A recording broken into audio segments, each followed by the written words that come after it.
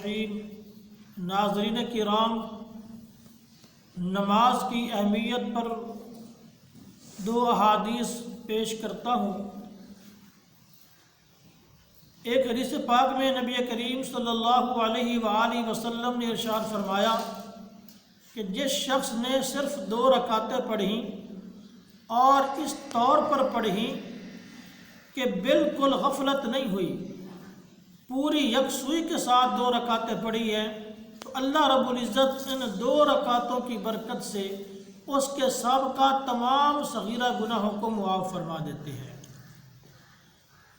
اسی طرح ایک اور حدیث پاک ہے، حضرت عبداللہ بن مسعود فرماتے ہیں کہ میں نے نبی کریم صلی اللہ علیہ وسلم سے سوال کیا کہ اعمال میں سے سب سے افضل عمل کون سا ہے؟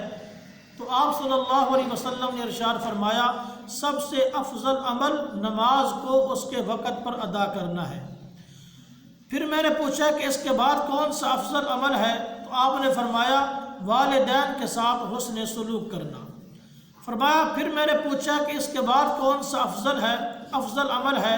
تو آپ نے فرمایا اللہ کے راستہ میں جہاد کرنا۔ تو گویا یہ 3 اعمال سب سے افضل عمل ہیں۔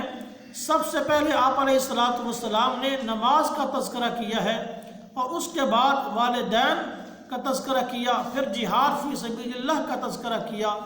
تو یہ نماز اسلام کے اندر بہت اہمیت رکھتی ہے۔ تو تمام احباب سے گزارش ہے کہ نماز کی پابندی کریں تاکہ ہماری دنیا بھی سنور جائے اور آخرت بھی سنور جائے۔ وما علینا الا البلاغ۔